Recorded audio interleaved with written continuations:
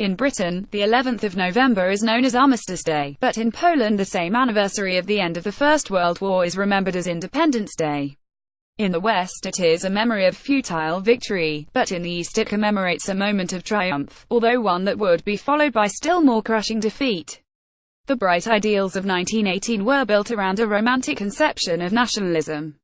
Eastern Europe was to be freed from the multinational empires that had ruled it from Vienna and St. Petersburg, and in their place would rise a host of little nations from Finland to Yugoslavia, to live in brotherhood and prosperity under the aegis of the League of Nations.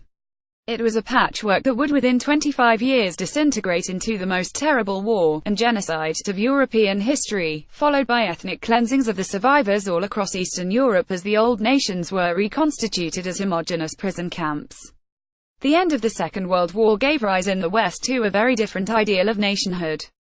The European Union was built on the hope that national boundaries might become very much less salient, preserved as wrinkles on the gentle face of history rather than its fixed expression, and after the fall of the Berlin Wall it seemed that this pattern must in time spread east, even into the former Yugoslavia. If there was one lesson that every European, and not just Jewish ones, had learned from the first half of the 20th century, it was never again. Never has that slogan sounded more hollow than on Saturday, when a white nationalist parade drew 60,000 people, mostly men, to Warsaw to march through the streets with most banners proclaiming "We want God," but others demanding a white Poland, a Holocaust for Muslims, and a brotherhood of white nations, as if that had worked out after 1918.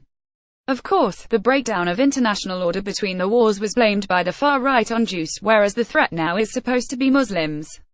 But the present coalition extends to traditional anti-Semites, too. The organizers included groups who had been active in the anti-Semitic agitation of 1930s Poland, and Richard Spencer, the American neo-Nazi, had been invited, although he was kept out of the country by the merely authoritarian Nationalist Law and Justice Party. Self-conscious Nazis are still a very small part of this movement.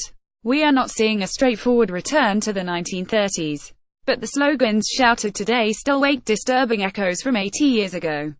What we have once more is a growing cohort of men who know that the economy has no dignified use for them, and who feel this insult to their own personal self-worth is also an insult to the nation, the religion, or even the race that they are proud to belong to. Their reaction brings shame on all three. These are dangerous emotions. When we watch these marches, we should remember the delirious enthusiasm that greeted the outbreak of the war, whose ghastly end 4 years later we still commemorate. The hard-won common sense of each generation is easily forgotten by the children to whom it is offered as a gift. The only counter to this kind of twisted idealism is an idealism of progress and decency which can carry an equivalent meaning and urgency, but values all people for themselves, not for their race or creed.